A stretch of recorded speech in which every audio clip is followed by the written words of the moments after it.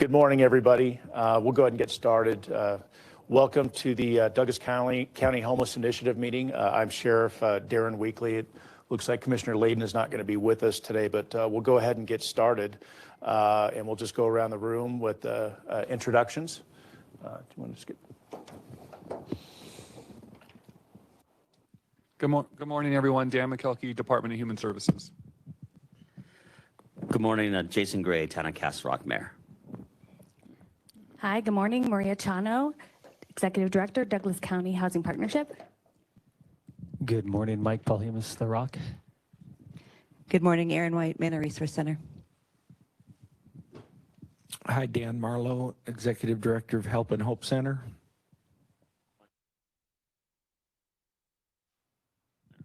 Michael Lawson, Assistant Town Manager for Town Parker.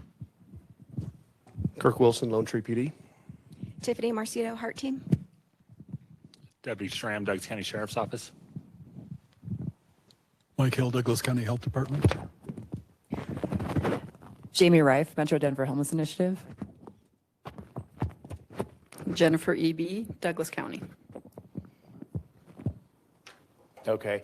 First item on the agenda is State of Colorado Office of Homeless Initiatives, Zach Schaffner. Good morning. Good morning. Can you hear me okay? Terrific. So thanks so much for having me. My name is Zach Schaffner. I'm the Community Partnerships and Development Manager within our Office of Homeless Initiatives.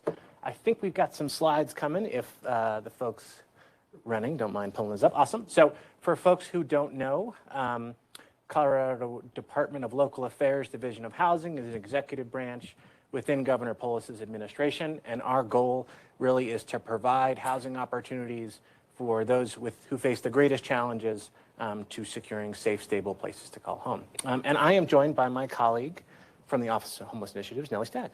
Hi, everyone. Good morning. Can you hear me all right for the folks zooming in? My name is Nellie Stagg. I'm the Transformational Homelessness Response Manager at the Office of Homeless Initiatives. Thanks for having us. And so within the Office of Homeless Initiatives, we're really focused on making homelessness rare and brief. We want to create the systems, provide the resources necessary to support local efforts to address homelessness. And so if we can jump to the next slide. So really quickly, a big part of the work we do at the Office of Homeless Initiatives, right, is providing resources for communities to implement proven solutions. And so this document is from our Making Homelessness History Playbook. It's a very clever pun there. We're making homeless history. Get it? Okay, thank you. Obligatory laugh. So these are the examples of the type of proven solutions that we really strive to implement, right? We want to have those anti-poverty supports that we know are essential, having those low barrier shelters. A lot of the focus on my team is around our permanent supportive housing efforts, but we also support other interventions like street outreach, rapid rehousing, emergency shelter. And we look for those interventions to be implemented in a particular way. As we know, we've seen success across the nation and in Colorado using these proven solutions to really make homelessness rare and brief. And that comes from an understanding that someone may experience homelessness, but if they do experience homelessness, we want to intervene quickly. We want to identify those individuals, assess their need, and match them with the right housing resource. Not everyone has the same path into homelessness. Not everybody has the same path out of homelessness. So we're trying to create this broad continuum of proven solutions to address those diverse needs. Next slide. Again, when it comes to folks experiencing the everyday trauma of homelessness, they're not always cognizant of which municipality they're in. When they cross from one county or city to another. That's why we have such a focus on a regional approach. So for folks who are not aware, we're so excited to be joined by Dr. Jamie Reif from Denver Metro Homeless Initiative. The state of Colorado is organized into 4 continuums of care across Colorado. Those continuums of care are really working with our federal partners, with the U.S. Department of Housing and Urban Development, to implement what we refer to as homeless response systems. We work across here in Colorado. We are the balance of state continuum of care. So we break up the balance of state continuum of care into 10 regions, and we do our best to support those local regions in addressing homelessness. Again, knowing that local communities, we want to empower those local communities and provide them with the resources and supports. but we also want to help foster that inter-regional coordination and support in addressing homelessness. All right, next slide. So again, this is from our playbook, just sort of giving an example of how we frame the issue of homelessness. We want to stop it before it starts. We want to identify individuals and ensure they're safe. We want to connect folks with the supports they need to quickly exit homelessness. And then we also have to do that long-term structural solutions. So I say we have to walk and chew gum. We have to do both. The analogy I'll use is talking about a bathtub, right? Where there are folks in the bathtub who are experiencing homelessness. We have to get them out of the bathtub. At the same time, we have to turn off the faucet, right? We have to prevent that inflow of new folks coming into homelessness. So we have to do both if we want to get to a situation where homelessness is very brief. And that's, again, why we focus so much on that broad continuum of solutions that includes prevention, but then also includes interventions like rapid rehousing, supportive housing, other interventions of that design. We also, we'll say a lot of the times homelessness can happen to anyone, but it also happens to happen to certain groups more than others due to historic and ongoing racism relating to who had access to GI Bill benefits. We know that we are still sort of living in the realities of some of those historical factors that impact our homeless response system. So we want to ensure that the design of our homeless response system is not perpetuating disproportionality within who is experiencing homelessness, because we know that exists and we can see that data in who is experiencing homelessness across the state. And so again, we want to be housing focused. Homelessness ends in a home. We want to ensure that folks have safe, stable places to call home. And we also need to build these cross-sector partnerships, which includes working with local, county, state, federal partners.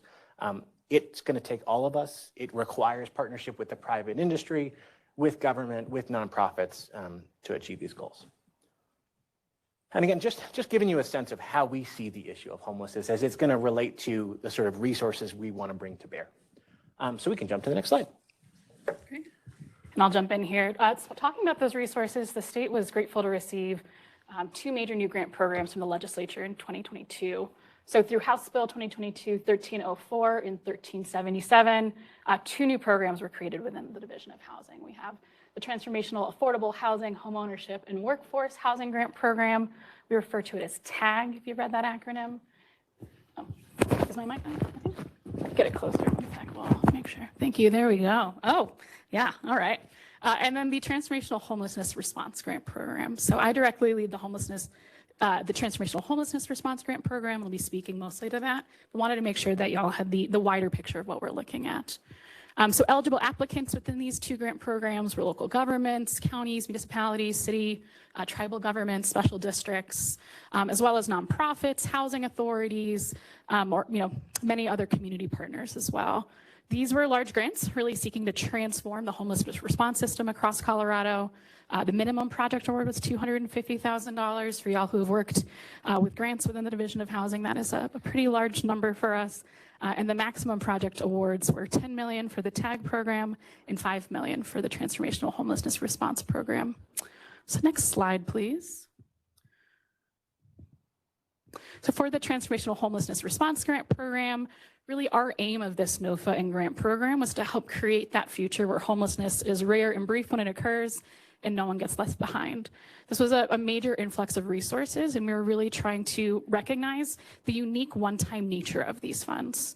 As you can see on this slide, these funds came through some ARPA money. It's state and local federal recovery funds. These originate from SLRF. So these are one-time in nature. Recognizing this is a one-time investment, how can we really use that to shift the trajectory of our homeless response system? How can we also make sure we're not starting projects or initiatives that aren't going to be able to maintain themselves after the end of 3 years when this grant program ends? So some unique factors as we were sitting down to really create this program. So really investing, as Zach mentioned, in those proven solutions and program models that reduce homelessness in a holistic and sustainable way and get folks into housing as efficiently and effectively as possible. Using this funding as an opportunity really to invest in all of those strategies that Zach talked about previously, can really influx some resources into that. And then all of these funds need to be expended by December 31st, 2026. So that is because they're, again, coming from ARPA, from SLRF funding. There's a hard deadline there. So these projects need to be transformational as well as finite. So next slide, please. So I imagine you all might be like, how did this impact Douglas County? What did this look like? We ran 2 different application cycles for this transformational homelessness response grant program. We're excited to have 2 projects come through as well. Sorry.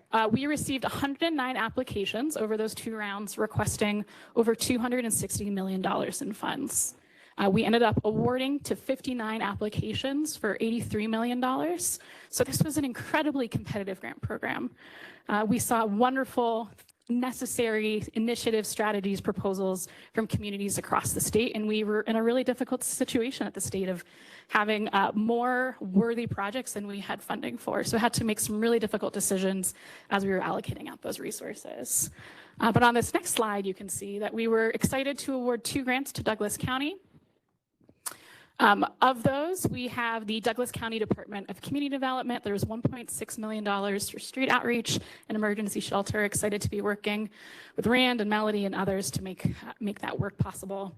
And then the Douglas County Housing Partnership, about $230,000 for systems improvement and permanent supportive housing. So we are excited to be your partner in this over the next 3 years and implementing these grants. And I'm going to hand it back over to Zach. Awesome. So just to give folks a sense, right, Division of Housing has never had this level of funding available before. In the past, right, largely we've had limited state-funded dollars and federal pass-through dollars. And I think it's really helpful to keep that in mind as we think about how, right, just what Nellie mentioned. We had this funding that was available for a very limited period of time, but we knew we could do some really exciting things with it based on the parameters that our federal partners provided. So what comes next, right? We have this ARPA funding. Are we in a pickle here? Next slide, good news. For folks who are not aware, right, Colorado voters passed Prop 123 funding. So this is a sales tax funding that, passed. Our job at the Division of Housing, it came through the ballot initiative process. Our job at the state of Colorado is to implement that. So this provides funds. We're looking at those projections. So we have about, we're in the state fiscal year. So we have about $160 million for fiscal year 22-23.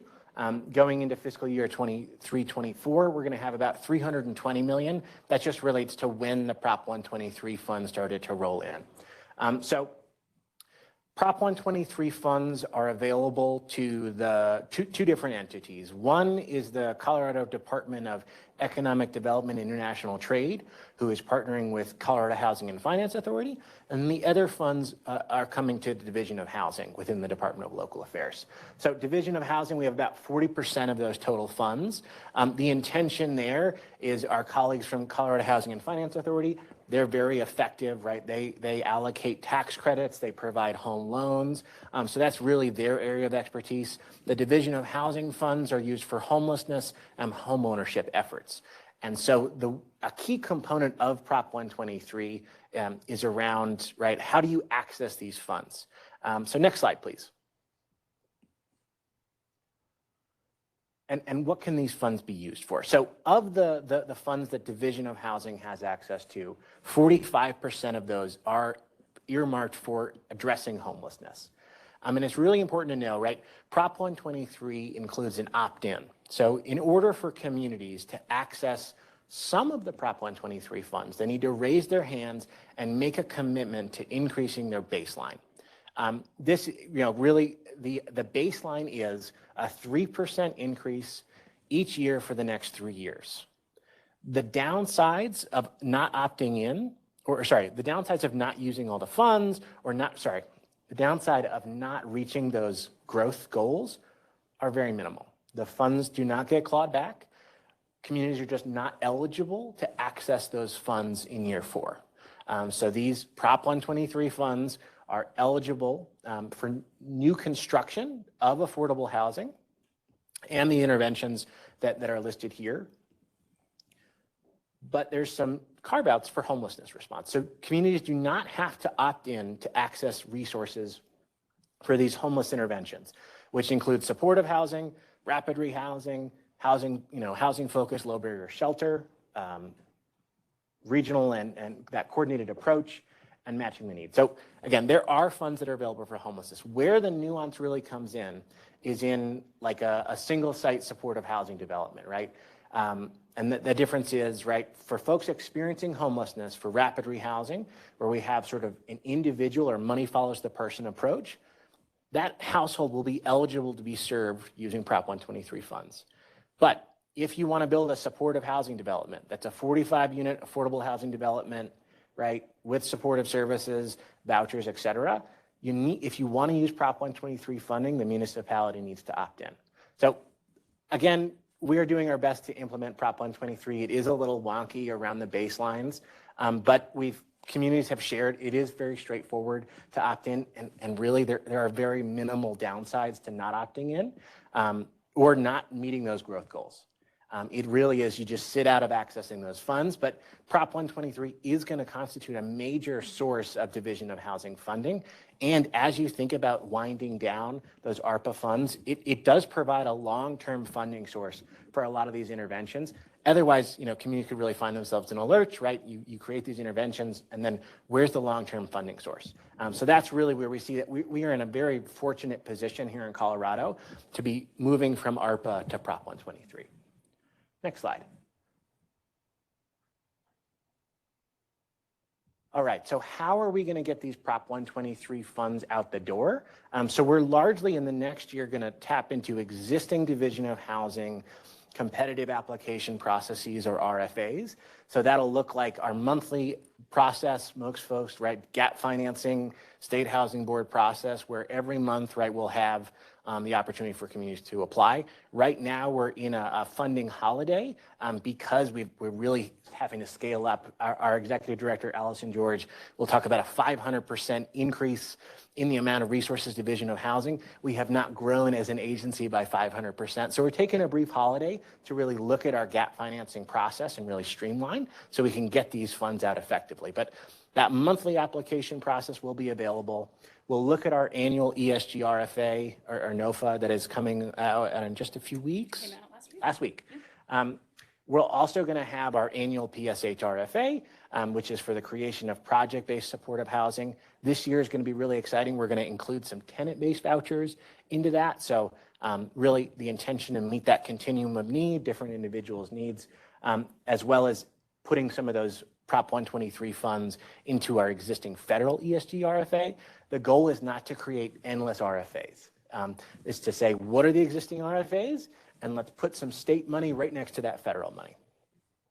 And then we'll also look at some special NOFAs for homeless response and eviction prevention, as those are, right, we've got large statewide programs, partnerships across municipalities in that homeless prevention. As we know, it's essential, again, to turning off that faucet, preventing that inflow into homelessness. All right, I think one more slide. And again, I think that'll do it. Apologies. So at that, I want to pause and defer to folks on questions about, Prop 123, transformational homeless response, or just around how the Office of Homeless Initiatives and Division of Housing is working to get these funds out to you and your community partners to support your local efforts. Dr. A.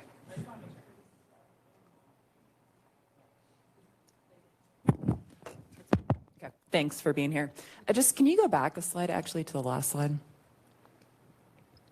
that they had on the different RFAs, please?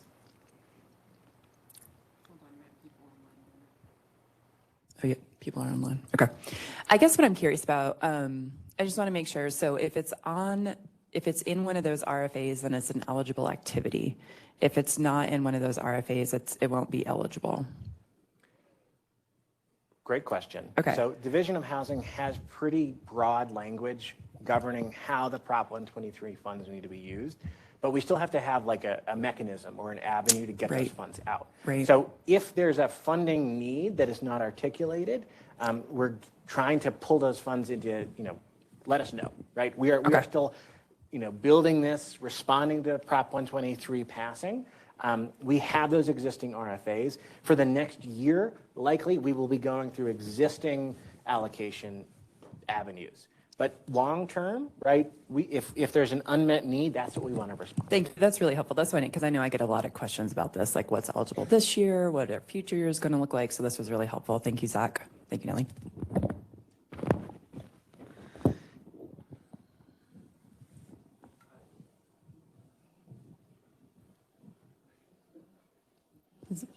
It's not on.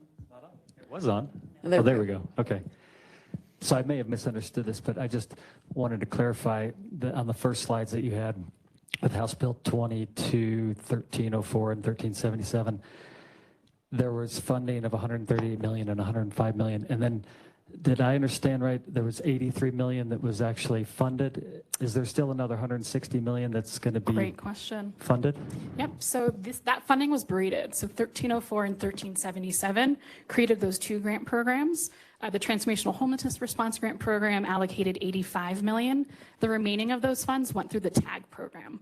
So that went for the acquisition, the construction, the rehabilitation of housing and shelters. So all of that money has been allocated, and the majority went to the construction. We know those are higher costs as well, and we saw huge demand come through for those. So 85 million went to the homelessness services and response side of it. The rest of it went to acquisition, construction, rehabilitation. And I'll just add, that was sort of intentional, right? If you've got one-time funds, what are those a good fit for? Quickly acquiring properties and doing construction, because that timeline really works for that one-time infusion of cash. And that was part of the goal around how we braided those funds together. All right, any other questions? All right. Oh. I don't have any other questions for you, Zach, but I was, oh, sorry. Go ahead. So if you could envision the outcome with these funds in, did you say they last 3 years for some of them? The American Rescue Okay. Plan Act funds, yes. So envision the outcome for me. With all this influx of money, can you envision some outcomes for all of Colorado and what that looks like? Do you, for example, would you envision more affordable housing in Vail or throughout the state? What would you envision in Douglas County? What are we going to see? Yeah, that's a great question. And so again, we are in the wonderful, unique position of this one-time ARPA funding being dovetailed with this Prop 123 funding. So the intent of these 3 years is really to be a catalyst, spark plug, initial funding needed for construction of new housing, expansion of amazing programs like what's going on with HEART here in Douglas County, and as well as some opportunities for systems improvement statewide. So Jamie and DCHI have received some statewide grants as well that are going to be supporting the homelessness response system across Colorado, strengthening our HMIS systems, reducing barriers. I think the two grants that we made directly to Douglas County, y'all are going to see mostly on the daily basis, but some of this statewide work as well is going to directly impact. And I want to give major credit to our colleagues at the Division of Housing for that construction and acquisition funding. Significant amount of that money was distributed across the state in terms of how they were able to serve many communities. There definitely were funding to Denver, to the Denver metro region, but we saw a significant investment in communities across Colorado. So really grateful to see the scale and scope of that impact really getting to every corner of Colorado. And I'll add, right, the American Rescue Plan Act funds are limited, right? We are fully, those contracts are going out the door. Prop 123, if we're really thinking about the future and what the ideal end state is, I think I'd love to talk about your neighbors in Fremont County. So we work with, across Colorado, we participate in something called Built for Zero. And that effort is really focused on implementing coordinated entry systems, but ensuring that those coordinated entry systems are making homelessness rare and brief. And so in Fremont County, they have ended veteran homelessness. There are not more than 3 veterans experiencing homelessness in Fremont County, and they have consistently shown that each month they can house those 3 veterans. And so that approach that Fremont has taken is really focused on that real-time, person-specific data, which your outreach and some of the efforts that have been funded through American Rescue Plan Act dollars is going to support, but consistently tracking, using data to see who is coming into homelessness, how quickly can we house those individuals, and they have maintained that they have reached what we call functional zero for veteran homelessness since the summer of 2019. And I don't want to give away their good news, but they hopefully in the next couple of months, we will see them reaching that same benchmark for those experiencing chronic homelessness. And so what Fremont has done, right? Fremont is a rural community, but they are able to show the Division of Housing consistently that when they get resources, they are utilized quickly, effectively, they go to the target population, and they have the intended outcomes, which makes their applications, right? They bring a lot to the table, so we know our resources are going to go to what the taxpayers intended.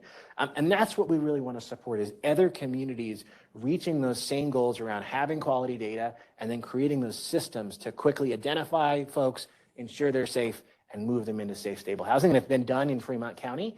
And I think their municipality and their local electeds have been really leaders in that arena. Yeah, Maria, I was hoping you'd be able to give us an update on Proposition 123 for Douglas County. Sure, happy to. So as of this week, we can say that all of the Douglas County Housing Partnership member jurisdictions, and that's Douglas County, City of Lone Tree, City of Castle Pines, Town of Parker, and Town of Castle Rock, have committed to opting in to Proposition 123 as a cooperative. We'll be working on an intergovernmental agreement to distribute excess credits and so on, but we're proud to say that all of our jurisdictions are planning to opt in and take advantage of the money that's going to be coming through the state housing, affordable housing fund. And in our pipeline, we look to be able to meet that commitment as a cooperative. Is there any? Great news. That's wonderful news, yeah. Yeah, that is really good news. We're excited to be able to share that, so. And do you want me to talk about any of the plans that we're looking for there? We can come back if that's okay, yeah. Thank you very much for your presentation. We appreciate you coming down and sharing all these funding opportunities with us. It's good to see all of these different fund sources available to be able to provide the resources that everybody needs to be effective. So, absolutely. Thanks for the all. invitation. Thanks for having thank us. you. We need to do just a couple more introductions. We have a couple people online, and I know we had one come in, so we'll do a couple online introductions.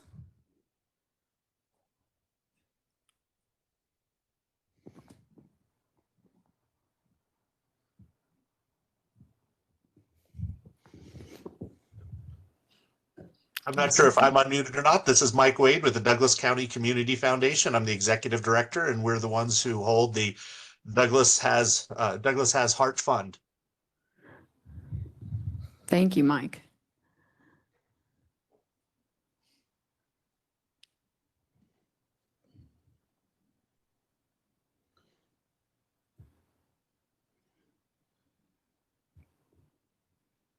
I'm assuming we have a couple others.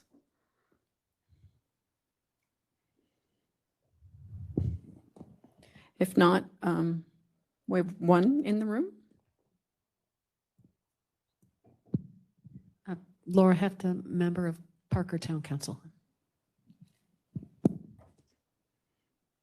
Okay. With that, I think we can move on. So we are moving on to our heart update portion of the agenda. So I will turn it over to Tiffany Marcito. Thank you, Jen. For the month of August, we received 131 referrals. 76 of those were from our law enforcement partners.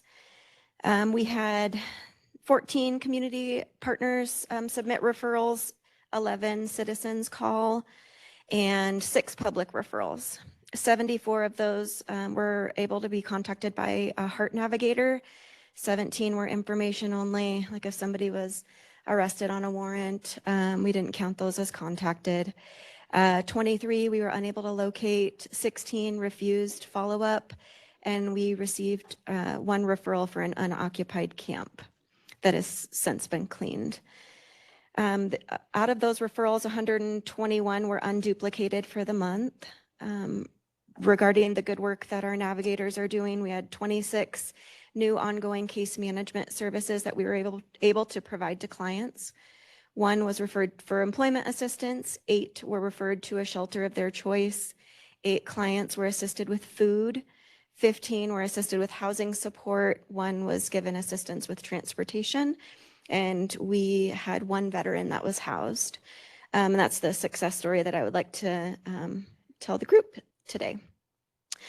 So on June 21st, myself and another deputy was called out by the crisis response team for a homeless veteran in Parker. We quickly enrolled him into HMIS and on the veteran by name list so he could be connected to veteran services. He was enrolled with VA. However, we were able to help him get connected to the Volunteers of America SSVF program, the special or support services for veteran families.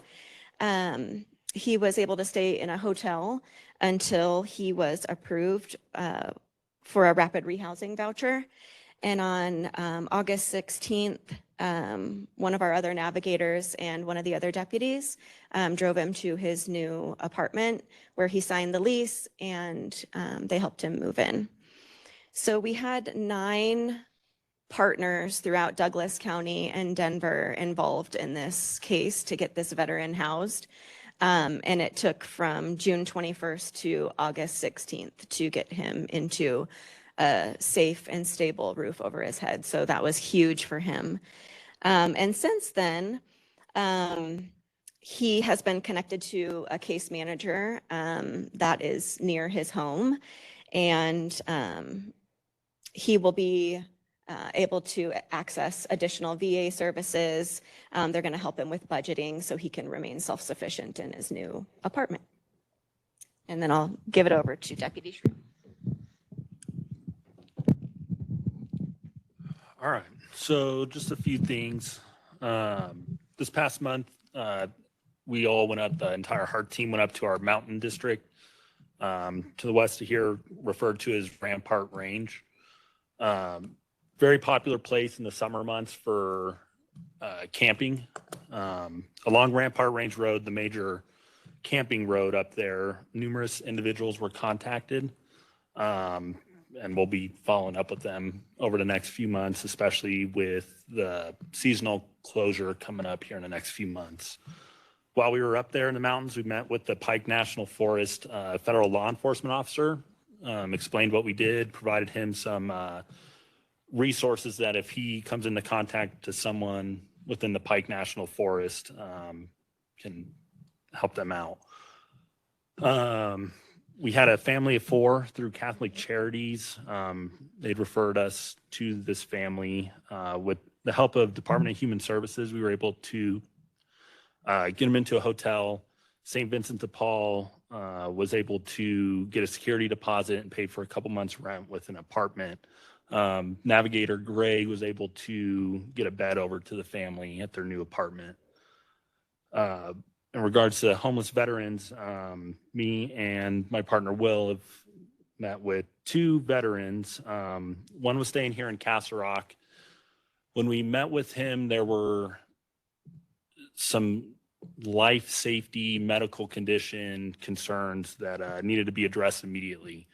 Had a paramedic come by. He was transported to a hospital. Hospital case manager took over and is working on getting him into a assisted living facility. Another veteran had been arrested. When he was released, we met with him, and as of this week, we were told by the VA he should be housed today or tomorrow. That's all I have. Thank you. In the Pike National Forest, how long can they remain on a campsite before legally they have to move along? 14 days. So 14 days they can be in a camping spot, then they need to move to an additional camping spot. Rampart Range Road is kind of split in half within the county as far as some spots are paid camping, other spots are free. The Rainbow Falls area of the county, so our southwest portion of the county is free to camp. We had some referrals down there that we weren't able to track down. It sounds like that party is moving back and forth between Woodland Park and the county. So it's a matter of when he's in the county, one of the resident deputies coming in contact with them. So. Dan McKelkey from Human Services. We do run into this, and I'm looking at Ruby, who's in the audience, who oversees child welfare for the county. We do run into this pretty regularly as the winter comes in Chatfield State Park, where we do have families who camp, come in and out, either in a tent or in a motorhome, where we get child abuse referrals to go and talk to them. So I think this winter, we probably need to be more deliberate in making sure that we go together to offer services. Generally speaking, those families have their kids in school, but they are camping in Chatfield for as long as they can before they can move to the next site. Okay. Anything for the Heart team?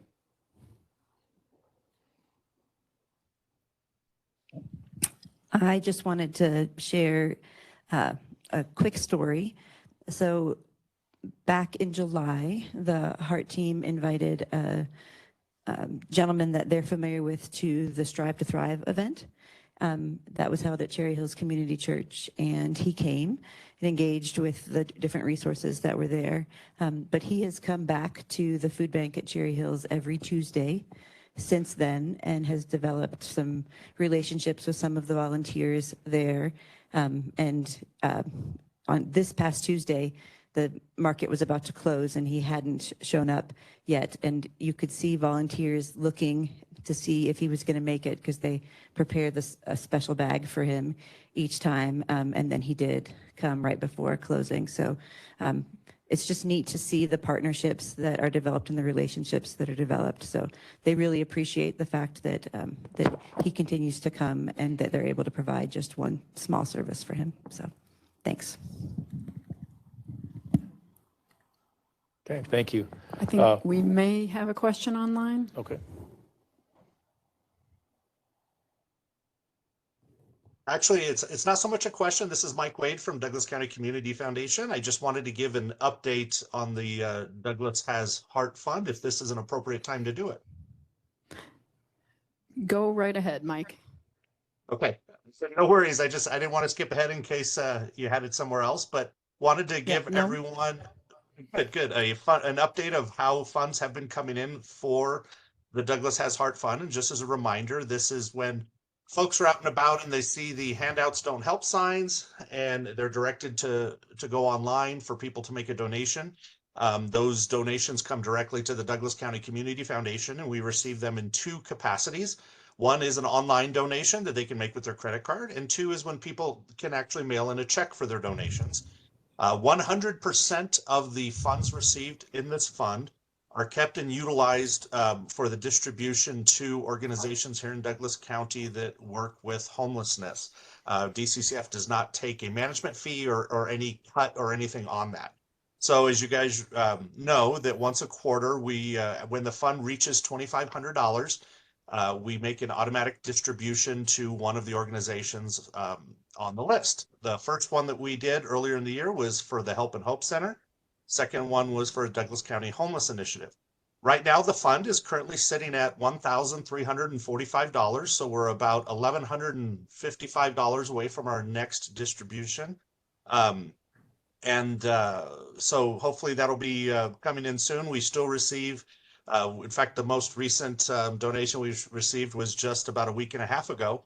But I did want to share a quick success story for you guys. This actually happened several months ago, and I've been trying to get permission to use this individual's name, and I have not been able to get permission to use it, so I'm going to talk in generalities. But we received a $100 donation online, which is not an uncommon thing. We receive online donations all the time. But right after that, I individually received an email from this person who said that they were homeless. The Heart team helps them out immeasurably, and they have employment now. And so they took money out of their first couple paychecks to make a donation back to the program. So that should tell you right there that this is making an impact on the community. And I just wanted to, like I said, give everybody an update. And if anyone has any questions, I'm happy to answer them. So Mike, one quick question, I guess, just clarification. You said we have 1,345 in the fund currently. So because there have been 2 previous distributions, does that mean that the total for that is 6,345?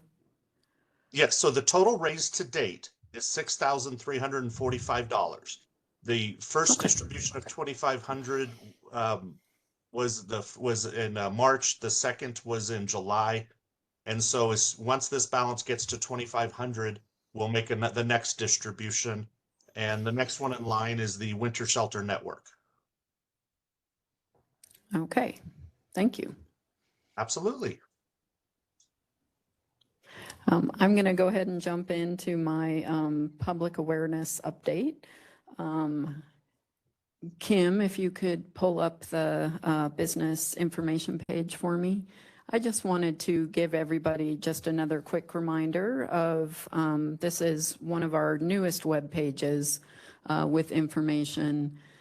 And if you can scroll down with me a little bit, just wanted to point out to people that we do have information on the trespass letters that are available through each of our jurisdictions. And certainly if you are a business that wants to pursue that type of activity, you would need to do that with the jurisdiction that you're located in, but we do have some information and resources along those lines. We also have information on the handouts Don't Help signs and how to access the physical sign if that is something that you're interested in putting a sign up at your location. We also have PDF copies on there if we've had some interest in printing those out and making them available at businesses, hanging them up. We also have contact information for the HEART team. So if you are aware of a person who's unhoused and want some assistance from the HEART team, they're available for that. And then in addition to that, we do have some information on encampment cleanups, as well as the homeless initiative and also some FAQs for people. And I just wanted to really give a big thank you. We reached out in order to do some outreach and some awareness of this resource page to our community businesses. We asked our economic development councils and chambers to share this webpage with their members. And so we just want to thank the City of Lone Tree, Parker Chamber, Northwest Douglas County Chamber and Economic Development Corporation, as well as Denver South for sharing those resources for us, helping us get the word out along those lines, and would appreciate help from anyone here as well. So just something that we're trying, a resource we're trying to make available for those who are in need of that.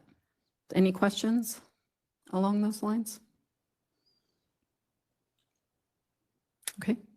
All right, next item on the agenda is executive committee member updates. We'll just go around the room if anybody has anything. Anyone?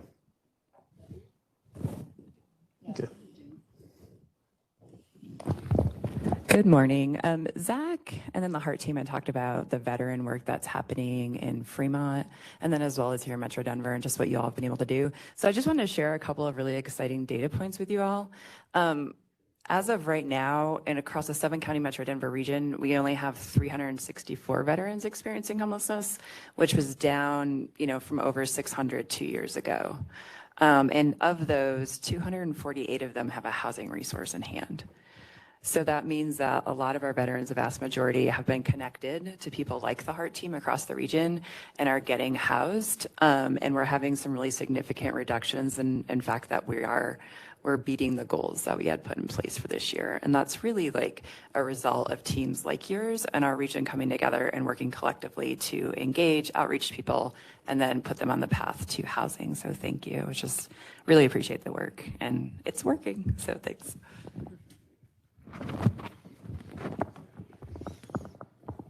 Any other updates from the executive committee? And are there any updates from the executive committee online?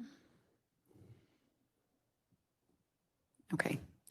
I'm not seeing anything online. So I think we can move on to the new business, the strategic planning discussion that we were hoping to have. We wanted to take a moment to, especially after hearing from Zach and Division of Housing on all of the different fund sources that are available, take a moment to kind of talk through what we think that plan could look like for the Douglas County Homeless Initiative and walk through kind of what we expect that housing spectrum could look like. So I'm going to have Rand come up and talk through that process for us. Rand's done a lot of good work along these lines. So just to be able to visualize this, I think is very helpful.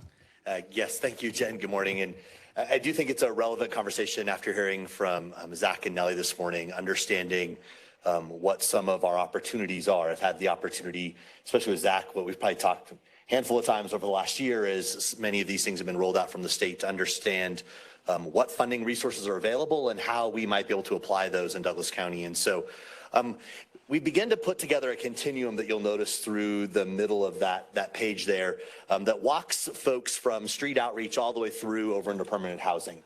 And as we sort of laid these out from street outreach to emergency shelter, transitional gap, supportive kind of housing in the middle, diversion programs, supportive housing, income qualified, that's the low income development work that we do with the housing partnership, all the way through to permanent housing.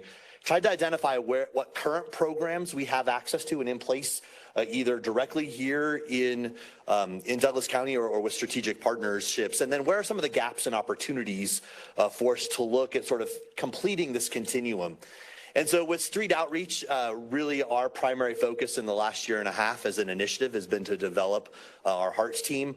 We also have the PATH team that is on board through All Health, and they're out on the streets. And we've heard lots of great stories this morning of success and how they're making an impact in our community.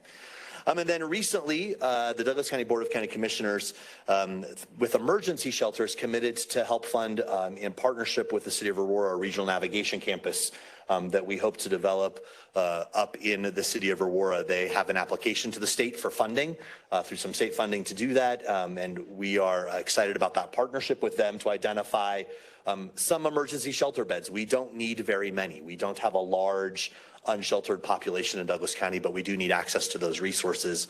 And then we have been the recipient of Emergency Solutions Grant funds, which allows for some very limited hotel vouchers to be provided. That might be while someone's waiting to get into housing. We heard that earlier with our veteran. That might be in a cold weather situation, or simply we need to get a night before we can get them into an identified shelter bed resource across the community.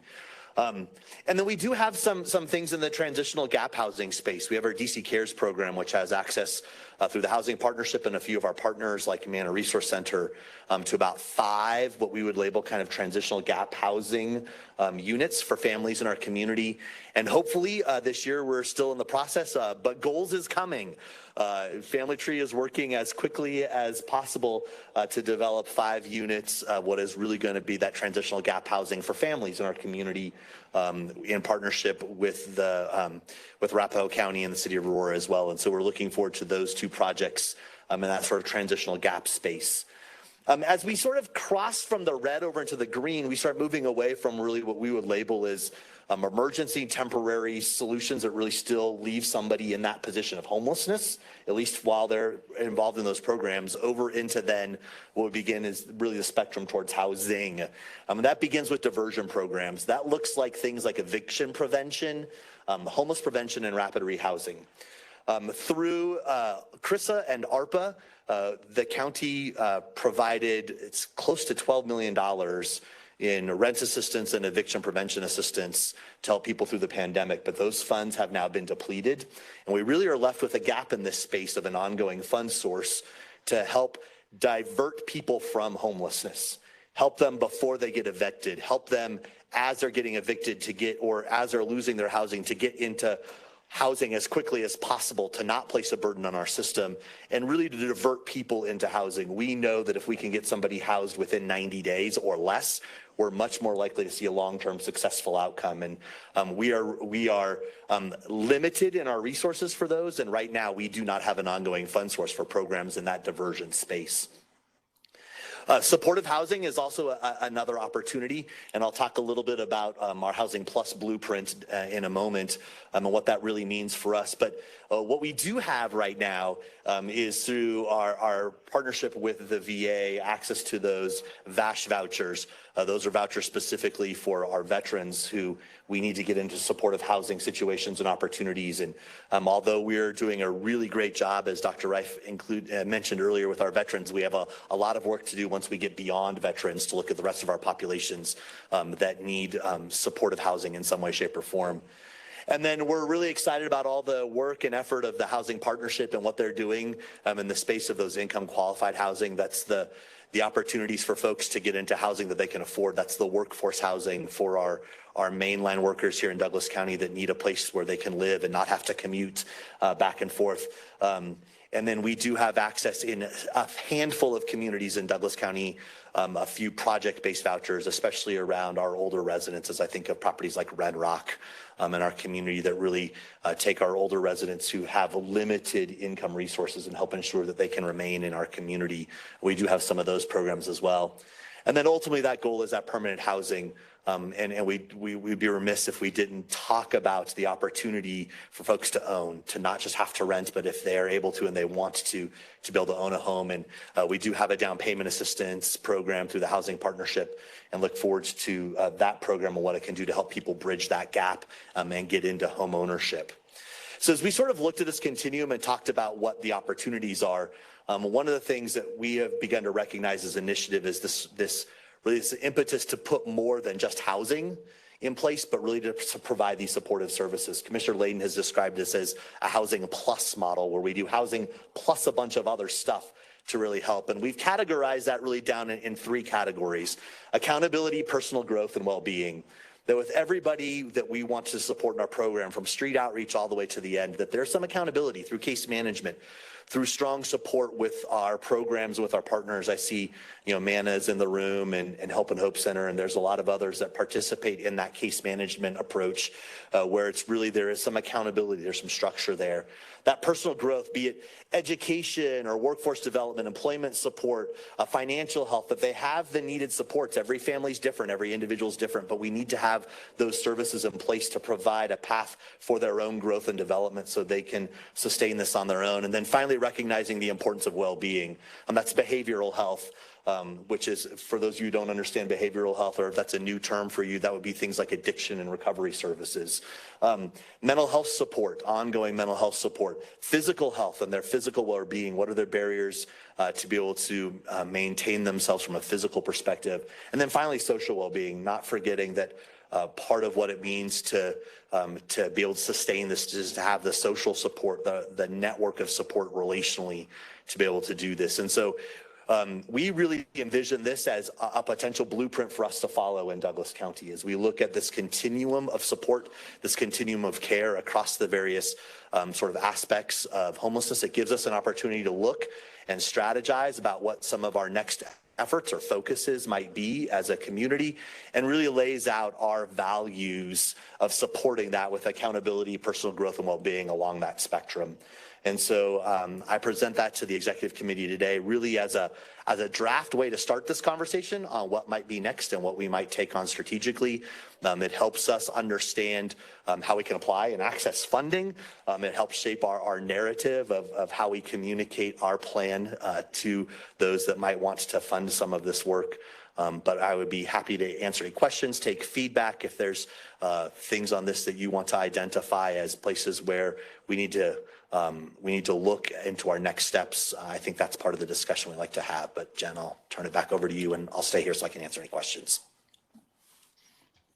Do we have any questions or comments along these lines as far as kind of what this housing spectrum can look like? Are we missing anything? Aaron?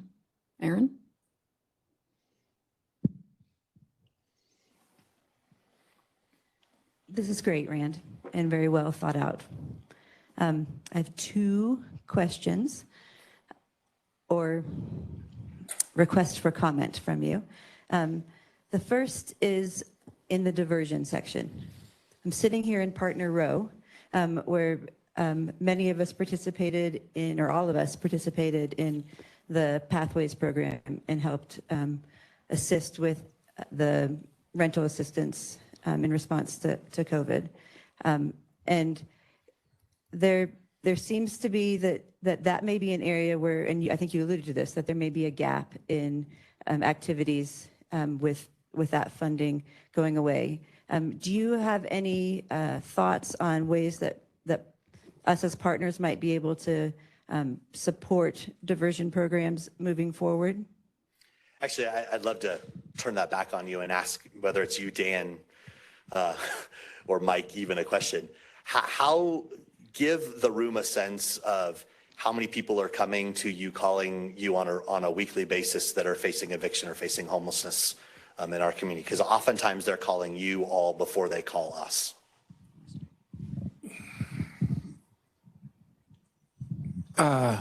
Well, overall, we're up 30% from last year in terms of total requests for assistance, which is killing us right now.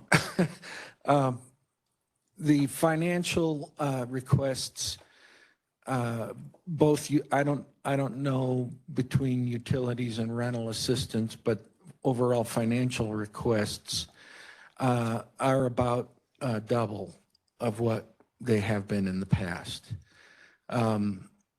So, you know, that's tough. I mean, that funding for those things is pretty limited, as you know.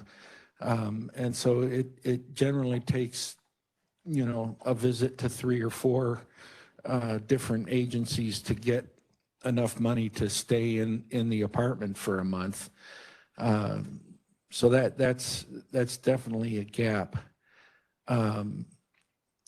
Mike, do you want to say anything about that, or I do have another question. But before we ask another question, I'll give it to you. I think to respond to Aaron's question, what can the partners do? I think we established a model using the ARPA dollars to provide that type of assistance. And I think as directed and as by authorized, I think if there are, if those authorizations in that direction comes, I think if we can find fund sources to help fund that activity, we would certainly look to do that in partnership the way we have with many of our rent assistance programs. And so I think it really boils down to the direction of our leaders in this community, if those diversion activities are something we want to continue to pursue. And then hopefully writing really strong applications to Zach and his team over there, to at least one of them, maybe others, to then hopefully find some ongoing fund sources to continue to fund this. But I think, Aaron, to answer your question specifically, we have the model. We did the model. It worked really well. I was very excited during a season of Pathways. 80% of the people that came and applied for Pathways rent assistance were employed when they applied. And of the 20% that weren't employed, like 80 something percent got a job. And so it's not just a matter, as evidenced by sort of those plus services we want to provide. It wasn't just a rent handout. It wasn't just a check to pay for a month. It was the ongoing work of your staff and your teams, all of you, to provide that case management, that support, address and identify those barriers and those other categories. It really helped people move towards the types of activities that could help them pay their rent in an ongoing way into the future. So I think we have a model. To the question that you were asking, actually, I had just texted our team 5 minutes before that asking for that very information. Just to speak to these funds real quick, I feel like what we saw, and I don't know if this is across the board, we haven't really coordinated on this or confirmed, but what we saw, we were able to help a lot of people stay out of homelessness, but a lot of it was temporary. It seems like they didn't, although we kept them out of homelessness for that month, it didn't necessarily solve the problem. That wasn't the case for all of them. As we were doing case management and working with a lot of the families, there were a lot that did get back on their feet, but then at the same time, there were a number that were actually seeing them in the same situation that they were when we were helping them with the ARPA funds before. So I was asking our team where we are now and what we're seeing on a weekly basis. And right now, we're seeing about 20 households per week, 20 families per week that are coming in requesting help with housing, anywhere from $2,000 up to about $6,500. And so that's on a weekly basis. I think this is actually going to be ramping up even more. And I think that's kind of what we're seeing across the board. So although we've done a lot, I think the issues have not gone away. They're actually now, because of some funds that have ended, beginning to increase. And I think as we look back, again, we haven't discussed this, but my take on this is, as we've talked with our team, there's probably better ways we could have utilized the funds, not that we really had a choice in how to utilize those funds. We were kind of directed on how those funds had to be used. But I think some of the things, as you guys were talking about, that we're looking, we need to find some more like long-term solutions that aren't just kind of handouts, but things that can actually stabilize a community. And so we're looking at that internally of how can we utilize funds that don't just disappear once you hand them out, but that they actually they have a long-term effect, whether it's through assets. Other things we're looking at is even doing loan type of programs where you can take $1,000 and give it to someone to give them a help up, with the intent that they're going to then pay that back, and then you can take that same $1,000 to help the next family, and then that comes back, and then you can use it to help the next family. And so now you're not just using $1,000 to help one person, but you can use it to help 10 people. And obviously that's not a fail-safe program, as not all these people are going to be able to pay back loans. But we're looking at some different programs to try to take funding and have it last a lot longer than just one-time meeting one-time needs. So I don't know if you have more to that. I'll just add one thing. We're averaging between 60 and 70 calls a month from households looking for services, whether that be assistance or just for our programming. We are not an emergency services organization, and so households have to engage with us in order to receive any sort of assistance. And we're seeing a high level of engagement, and that's encouraging to us. Rand, I think you said something that was key in talking about the programs and the model that we had. The families that really engaged in the Pathways program, that followed through with the different levels of support that were provided, whether it be connecting with AD Works, in going through the case management programs, those are the ones that are more stable today, but they're right there on the cliff of one thing happening that may cause them to not be able to pay that rent bill. And unfortunately, in the lives of many of our clients, that one thing does happen. That car breaks down because it's 20 years old and barely making it. And so those are the type of things that we're seeing clients come back to us with. And that may be the intervention that they need to get back on their path. But they've learned things from the model that was presented. So good things definitely came out of that diversion that was provided and assistance that was provided. But we are still seeing a large level of need. Are you disagreeing with me? Because you can't have the mic back if that's the case. Okay. No, and I would just say this, one thing that I think was really a great thing that came out of this is that a lot of these people that were not connected to resources and to organizations, they are now connected. And so it's not that they don't know who to go to. They now know who to go to. We just have to help figure out solutions, but they have, in a sense, resources and people to go to now. So there's a lot of good that has come out of this, and I think that's a big one. Is just as, what did you call this row? Partner row. There are a lot of partnerships that have come out of this, much more than just what's sitting here. And I think that's the key in this, is how do we continue to increase the partnerships and then work together and strategize on how to come up with more effective solutions. So I think we're doing a great job together as a collaborative, but there's much more that we can do. So. Dan McKelkey again from Human Services. I think, Mike, you hit it on the head. There is no harder decision to make as a Human Services department than who you help with people who are about to be evicted. And when you look at the situations that people then do come to us with, that they've already gone to 4 different places and they've cobbled together $2,000, but they need $4,000. And if we don't give them that other $2,000, that they're going to be out on the street. And they're already receiving food assistance, and they're already receiving Medicaid, and they're already in case management through TANF. I do think what Mike said is really important, and also what Aaron conveyed too, is what is our long-term strategy to help families? Because if you're already receiving that level of service and you can't afford your rent because for whatever reason, your car broke down, your kid got suspended and you have to go to school, and your job doesn't want you to leave again, and you have to make family decisions, which is what we're seeing, is what will be the long-term strategy. So that's really why I really like this plan, because it moves us from emergency, which we're always will have to some extent, but how do we move towards a solution that helps people that are always on that brink? And I think all of us have been on that brink at one time or another in our own lives, and we were lucky that that one thing didn't happen.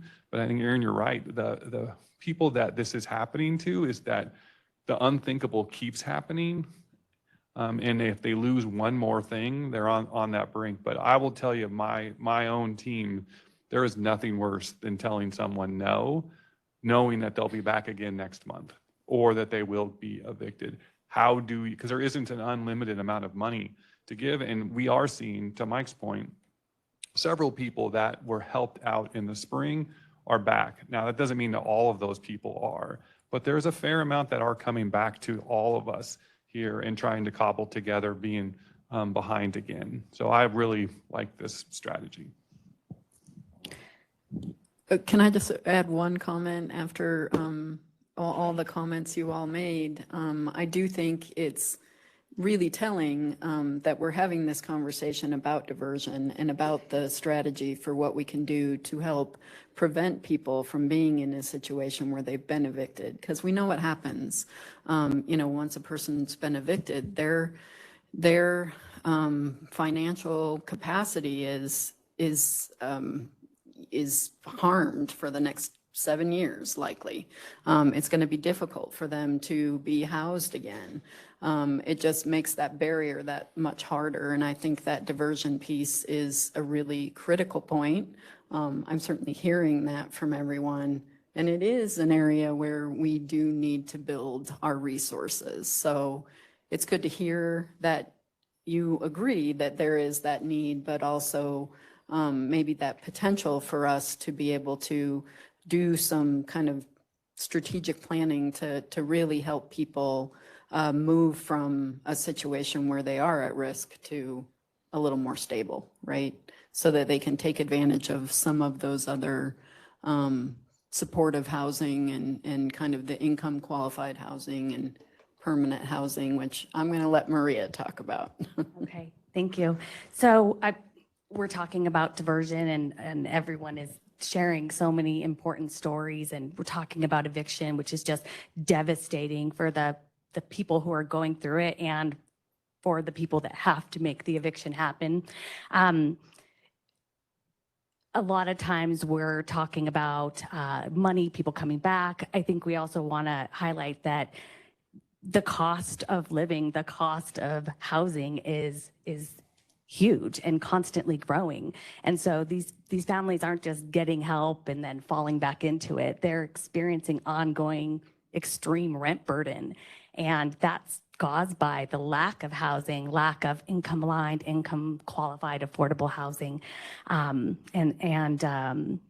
So the lack of availability, the cost of it, all of these things definitely swirl around and make the problem so much bigger.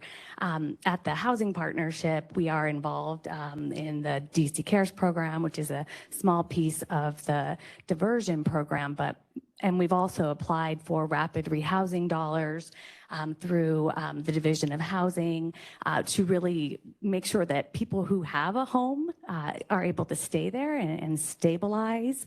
And we're not sure what is going to happen there. We're waiting to hear. It sounds like possibly through Proposition 123, we'll be able to utilize some rapid rehousing dollars and do more work on that housing stability front. But when our big chunk of our work is that income qualified, income aligned, affordable housing.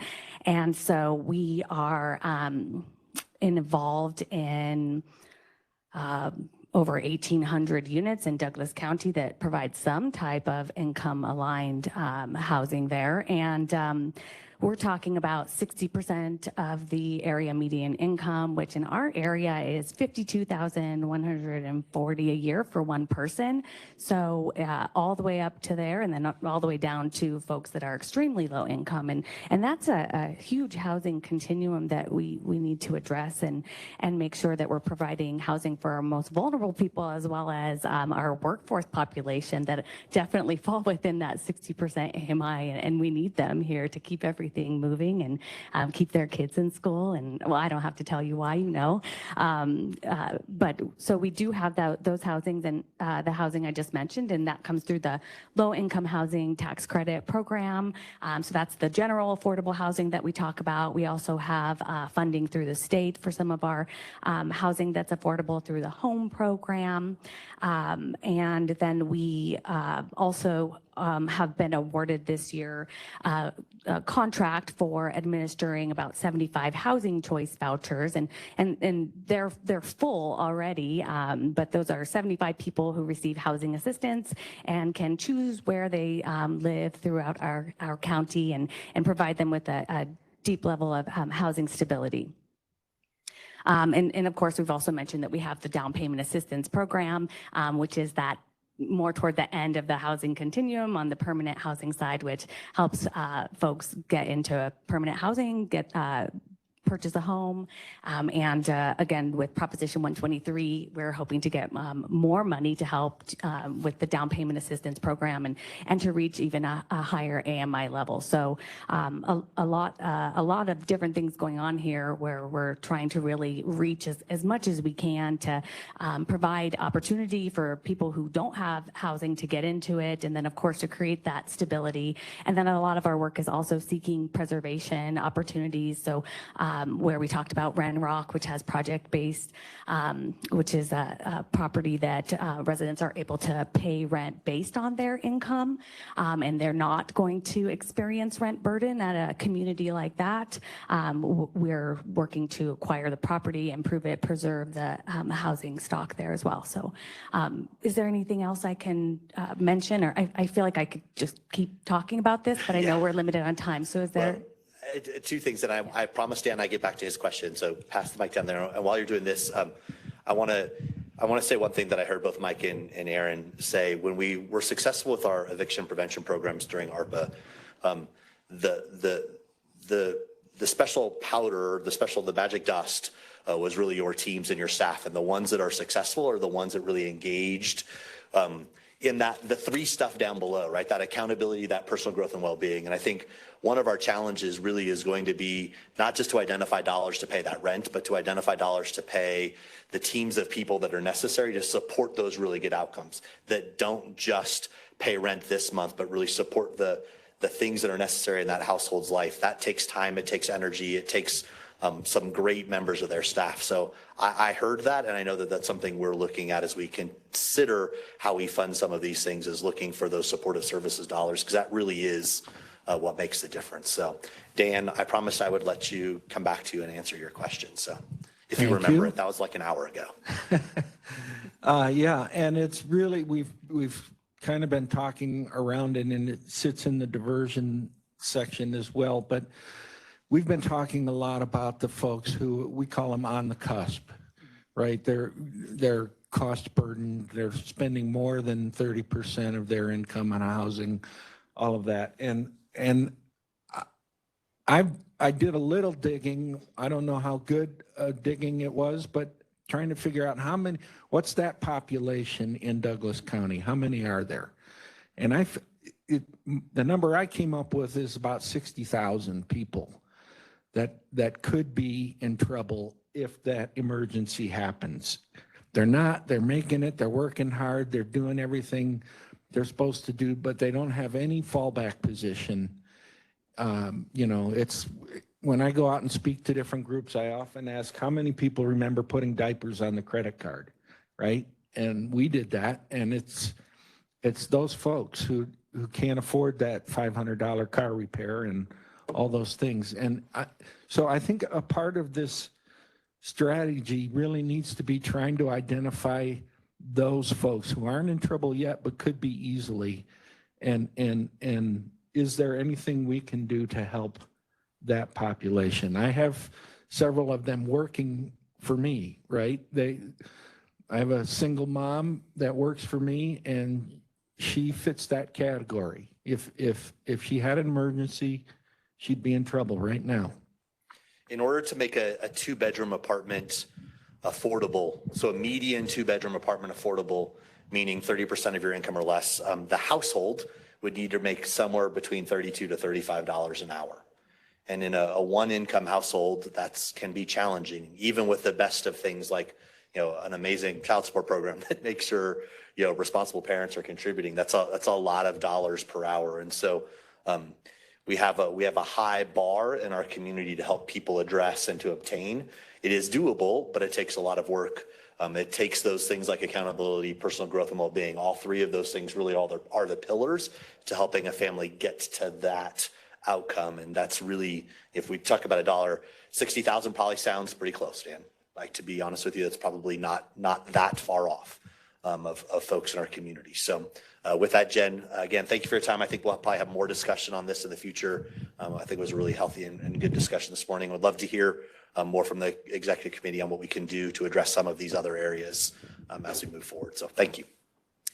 Yeah, I do think that this will be a topic that we'll be bringing back to the executive committee. So appreciate all of everyone's feedback along these lines and all your comments and sharing all the struggles that you're seeing your clients go through, and also the volume, because I think that's extremely helpful for us to kind of understand what that population is, and those people who are still continuing to struggle with making ends meet on a daily basis. So I think this will definitely be something we'll circle back around on. I've definitely heard a lot along the lines of diversion. I think there is more work that can be done, certainly on the kind of income qualified housing piece as well as the supportive housing piece. But I think some good steps are being made along those lines. So I think having fund sources like Proposition 123 and the additional fund sources that, Division of Housing has been able to make available through the transformational grants and many other grants that you all are administering through and managing right now has been extremely helpful for us to be able to increase that housing stock, especially for vulnerable populations. There's been a lot of work done for our older adults to be able to provide housing that's affordable for them as well. So I think a lot of good work being done, but a lot more to discuss. But we are needing to wrap up so we can stay on time. I do not see anyone signed up for public comments. Is there anyone who would like to provide public comments in the room? Okay. Seeing none, I also believe we do not have anything online. Yes, I just got confirmation. So at that point, any closing comments? Okay, I think we're good. Thank you all very much. Thank you for your time.